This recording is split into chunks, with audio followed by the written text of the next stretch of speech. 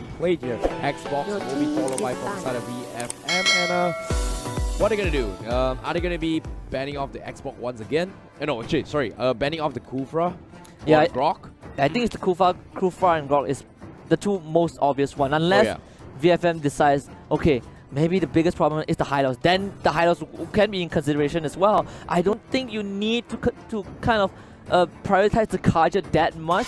Banning him, you can always take him, but RRQ, they would take out Kaja themselves. Yeah, Kaja being banned here, so Kufra is kind of going to be out in the open as well. Maybe the Kufra or the Grok. But Grok has been nerfed a little bit here, but as a frontline annoying tank, it's still one of in-your-face kind of tank heroes, where a lot of teams is going to be prioritized first pick here. So if you let the Grok slide, you let the Kufra slide here, you may consider opening things up like what? The Esmeralda. Nah, Esmeralda is pretty much going to be open anyway. What are heroes? Cho is kind of open as well, but I'm surprised no one actually banned off the Cho or picked it.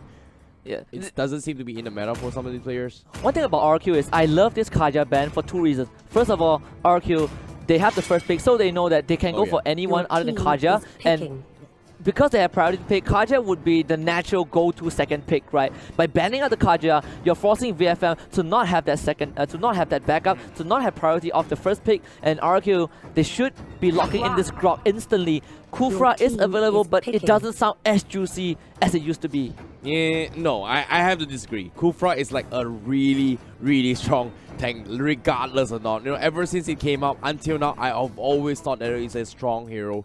Even now they took a huge nerf, it's still one of the top picks here from most of these teams. But like you said, it might not happen. But yeah, sorry, it has to be first pick. It has to be. Esmeralda. Esmeralda. Okay. And yeah, it makes sense for Esmeralda. It does make sense.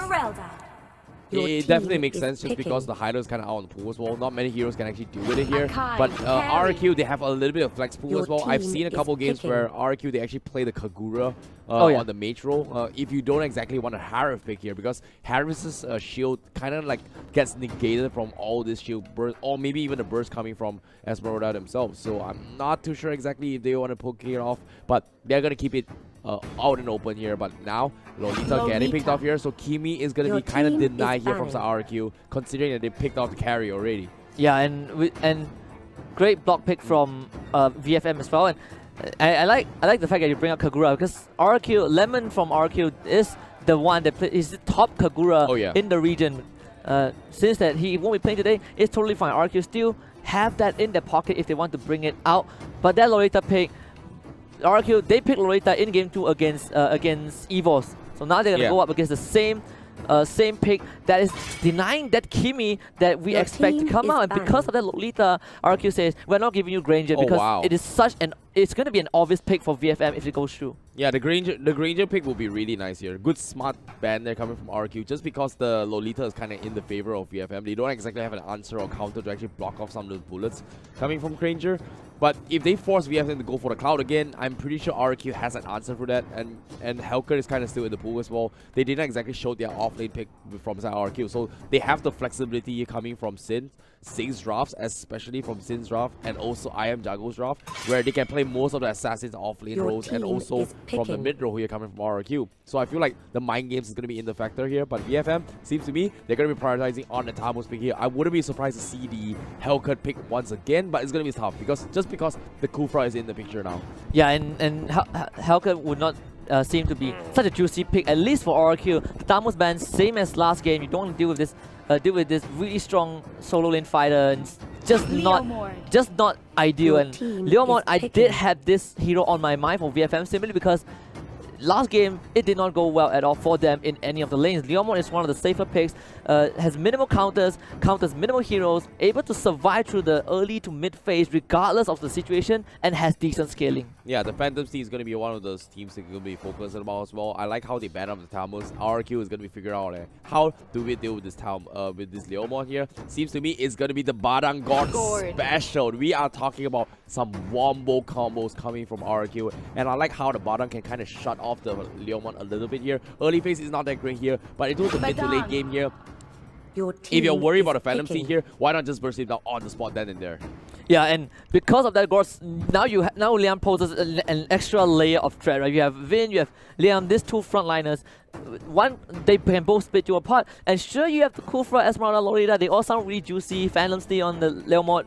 But this Gord alone basically shuts down what VFM might try to do, because none of them have the mobility. Maybe the Esmeralda, maybe the Leon, but even so, with Grok and Akai in the picture in the favor of RRQ, it's not going to look easy for VFM. Yep, double mage setup here coming from EFM, but at the same time here, I'm a little bit worried here from RRQ, just because the God doesn't exactly have a lot of mobility. You have a lot of burst damage potential and range here, but if you think about it, VFM has heroes that can dive the backlines. We have the Hari, we have the Leomod, we have the Esmeralda, we have the Kufra as well. One wrong move from RRQ, things will go south immediately here. So this is going to be one of the best chances here for VFM to try and take the win against RRQ. Yeah, and all eyes will be on Teeny and T-Max again, both the Teeny, especially on the Lolita. We've seen RRQ pull up an amazing Lolita game. This is now VFM's chance to probably bring this back. Definitely. And Retribution up on Harif as well. So this is where VFM is going to try and contest some of those total buffs or maybe the steals here. Whereas RRQ is going to be focused on those kind of team fights where they're going to force themselves that, hey, we need to win every single team fight. We don't need objectives. We don't need steal here. Kill them all, take the objectives for themselves. Yeah, and this is a complete reversal in roles. Last game, VFM, they picked the team fight composition. They were the one who starting the fights to look really flashy, colors flying everywhere. It seems like the health bars from RRQ were dropping, but we mentioned it time and time again, RRQ pulled back because of that amazing lead that they got. This time, VFM, they can kind of still go for a team fight, but you can see that the focus is more towards protecting the cause. Yeah, speaking of protecting the cause here, prediction-wise, who do you like more? I'm still leaning towards RRQ. It's not just because they are the stronger team, and it's just how this particular draft kind of pan out. You kind of have the carry second pick. You don't normally see it. Normally carry, you kind of second phase it because she doesn't fall into the priority of ban. But the fact that RRQ pick up the carry and Akai was a big block pick to VFM. But now we're in game number 2 of this best of 3. RRQ, they just need one more to secure the 3 points. Well, I beg to differ from you here. I feel like VFM has a really strong chance in game number 2. But ladies and gentlemen here, those of you watching at home, this is RRQ going up against VFM on the game 2 here in this second series for the MLBB World Championship M1. Yeah, I think if VFM can take this away, it's definitely going to be that big upset that a lot of teams might not have seen coming. People were looking at Evos as Evos to be the team that kind of take down RRQ, at least take one game out of them and draw bloods from the Kings. But if VFM do so, there's a big statement from possibly a team that no one paid too much attention to, at least in Group A. Oh, I like what RRQ is doing here. They're going for the triple wooden mask. They're going to leave the Badak all by himself up alone here to soak a little bit more XP and go for the pre-4 stages here, trying to get at that level 4 up as quickly as they can before they take the next team fight. They want to shut down this Esmeralda relatively quickly here, and that's exactly what RRQ is trying to do. Whereas VFM, they are going to be using their usual play styles here. Yeah, and I like the respect given from RRQ in comparison to the first series against Evos SG, where they were like, hey, we're gonna walk right into you and take you on. RRQ, for this series at least, they've been playing a bit slow, maybe because of what VFM the uncertainty of what VFM can bring to the table, but at the same time, it's just patience from RRQ. Just amazingly good discipline from this team. Yeah, how long can they be patient? That's going to be the question here. They have the Grok to go for the aggression here, but I can see that they're going to be using the Grok not just as an aggressive open, kind of like an open ward where he's going to be opening up the map here, but I can see that it's mainly used to try and zone or push back any guys from VFM from diving the God from behind, which is exactly what they're trying to do here. I am Jago, he's already have the 4. Is he going to go for the laser beam? Let's see, but as of now, Lucky. They do find Lucky, but here comes the fantasy for Teeny. Jump straight on the tutorial, will get the pushback onto him, and here comes Sai. They're going to flicker right in, and Teeny will get the first blood onto Carry. Very well done. Liam goes down as well. That's the double kill for Teeny, and guess what? VFM, they want to go for more. Lolita will get the 3rd one, and VFM with a strong opening onto RRQ. Yeah, this is what I'm talking about here. In composition, why RRQ is going to have the perfect wombo combo, but the early phase here, let's take a look here. They don't exactly have much to work with here. They were kind of caught off guard here. They overextended coming from RRQ to go for the pick, and immediately gets punished from VFM. Look at those mobilities here. Look at I Am Jago. He misses Flicker a little bit here, but in terms of mobility, if VFM decides to punish him, they could have killed him if they wanted to. Yeah, and the worst part for RRQ in that particular fight was that I Am Jago, he had the ultimate up, but he was not able to find a good timing to use it because it basically makes the God stand there, and VFM, all their members were piling onto RRQ, and this God was just not able to contribute to that fight. Oh yeah, but it's not over yet here. Now they have the next ultimate here. RRQ, they have to play this a little bit more patient here, because as of now, they want Sin to come up online here. And once Sin comes online on the Badang, this is where things are going to get a little bit more interesting here. But as of now, VFM, they are not going to be putting up the pressure here. It seems to me, RRQ, they're fighting for opportunity. They might scout out Brawly. They do see Vin as well. T-Max will be defending that corner of the jungle. And what makes it worse for RRQ was that Tuturu was involved in that first fight and also died off. So now you're going to slow down the carry, which is perfect for VFM. Tuturu, you know, the gold crab here is going to be up for contestants here. You can see commitments coming from RRQ, but this commitment has a reason for them here. You can see RRQ, they want to stall the gold crab here so they can buy a little bit more time here for Sin to come off online, but slowly but surely, rotations are coming in. They might cut in here. Oh, nice wall there. He stole it away, and Liam kind of isolated the Hurricane Dance, but again, here comes Teeny for killing spree, and Liam no longer the wall. Harry will bring it out, and it's Hyde with that 5th kill for VFM, and RRQ collapse. Nice wall there, seemed like a good start, but RRQ got baited. Here comes the Aura, but Brawly, not enough damage. They need more on Sin. It's not over yet as well. RRQ, they will lose Tuturu down below, and VFM, they're back in the game. Yeah, VFM, you talk about how this team is the aggressive team. They are the aggressors. They like to take fights. Game 1, they took the fight even though they're on the back foot. Guess what? Now they have the lead. They're going to keep doing this, and they're not going to stop. Yeah, just based on the draft. That's the power of the Kufra, right? Like you see, RRQ was a little bit afraid here. Most of the times, Kufra was just in your face. They're afraid of those Tyrants' rages, afraid of those Tyrants' revenge as well. And we have not seen a really big play coming from Kufra, from VFM. But RRQ, I'm pretty sure in their minds here, they're very worried about it. Yeah, and because of 2 botch fights, RRQ now, they are on salvage mode. They need to kind of fall back onto low economy mode just because Tuturu was not able to gain any benefits off of that. 2 deaths for this carry. You're relying on this carry to kind of shred through the Kufra, shred through the Lolita, and they're not getting any of those benefits. Wow, the gods out here pretty much expanded, trying to take the turtle buff as well. But unfortunately to say, he was actually secured from Sin from inside the RRQ. But now, 7 Force committed, Vin as well, going to go for some flicker here, wall charge as well. Liam needs to force the back out, no Hurricane Dash, but nice out here from Bada, connects onto, isn't gonna be enough, no follow-up indeed here. RRQ, they had to back off because guards used the ultimate here, but VFM, they're gonna be at a stalemate here. They're gonna try and defend this tier 1 a little bit longer here from the side of RRQ. VFM, Calamity Reaper up on high now. They're gonna focus on this tier 1, but no, the Hurricane Dance from Liam takes the Phantom, takes Teeny away. They get 1 kill despite that, and RRQ, that is going to be a small reward there. Yeah, that is going to sting for VFM, and the idea was correct. Teeny wanted to play the zoning game, but kind of ignore Liam, who was there, who was ready with a Hurricane Dance, just pushes him back to that inhibitor. No way for this Lemon to get out. Worst part was VFM didn't get the tier 1 tower, and now RQ able to get that small lead and on the hero with the highest bounty and a streak as well. Fantastic defense there coming from RRQ. Like, they took that situation really well.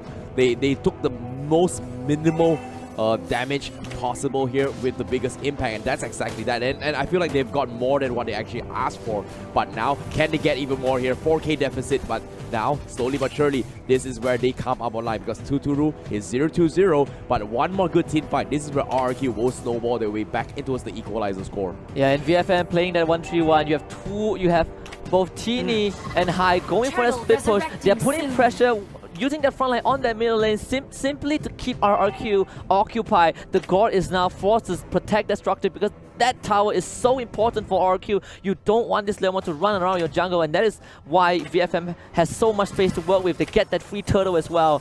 We might see it engage if VFM finds the chance. Yep, double main setup here from side VFM. They have the online timing right now, and they need to capitalize on this. And RRQ, surprisingly now, they still pull the map into this middle tier 3. They don't exactly want to give away the map control away, and RRQ perfectly understands that they've bought enough time now. 7 minutes has passed. Will they be able to contest this buff here? They need this buff from RRQ. They want to stand a chance to come back here, and seems to me they will get it. Nice done there. And the second time that RRQ was able to secure that buff, but for the first time, RRQ bleeding a bit against VFM, has lost all that tier 1 tower It's going to be VFM taking more and more control, and this is where it starts to get scary. You have this Kufra and Leomon running together as a duo, constantly trying to invade the jungle. Sin's not going to be in a good place. Uses the bottom out, gets the pushback, but the damage is not there. T-Max does come in to join the fight, but Sin will survive that, and now RRQ gets the wall into Lucky, block him more, but not able to convert that into anything. And now I am Jago a bit isolated to get the goal stun, but this is the immobility that you mentioned. VFM will find one, and Sin will be called out as well as Broly will dance on him for their revenge. Badang taken down. Yeah, VFM with 2. Not gonna be able to do anything about this here. Grok here trying to go for the protection haste, but now he's gonna try to open the map a bit here. But where's the fallout? They've lost Sin, they've lost I am Jago. They need 2-2 to come online, and that's gonna be the game plan here coming from RRQ. But will they be enough to buy enough time for the VFM? They're 8-1 score now. They've got 2 crucial kills. They're gonna buy a little bit more time here to start poking under the towers here. Deficit wise here is favoring about what? About an 8,000 deficit now? Yeah, VFM, they have woken up after game 1. Not a single second in this game 2 that RQ has ever gotten a single goal lead. And VFM now 8 kills to 1. They've completely shut down Tuturu. Tuturu needs at least 5 more minutes, and I don't think VFM will give him that time.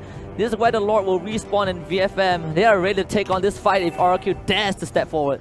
Yeah, VFM right now, they're perfectly understanding that RRQ's, hey, this guard, let's just punish him. They don't exactly have anything to do much here. And see, look at this, Lucky, he's getting bursted down, but so what? It is a Kufra, he's super tanky, but Teeny popping the Phantom Seed here from the backlines, but they're going to try and dive on the I am Jago once again. Unfortunately, he doesn't catch it, but they're caught out in the open. Are they going to go for the commitment here? But Liam going for the flicker as well. Hurricane does, getting forced out, doesn't connect, and here comes the Numinum Blast. Connects on Archive. A lot of spells being committed here, but VFM, they disengage. They're going to focus on the Lord. They know carries up on top. Tuturus are not there. VFM, they're gonna focus on the Lord here. RRQ, how are they gonna do this here? But Lord outsmolds and they will get it. Here comes a big ultimate. Is it gonna be enough? Esmeralda will take him down, and VFM, they come up on top. What a clean fight. The moment I am Jago finishes that ultimate, VFM, they put the pressure. They were not looking for the kills. They were looking to push RQ back, but RQ now tries to get something in return. T-Max survives that, but guess what? It is now the Broly show. He is way behind, but he will get one for now. Is Sin taking out Tuturu out of the fight. That's your RRQ core completely eliminated, and Broly is not afraid to go for more. Pushing RQ back into the base. The suffocation is real from VFM.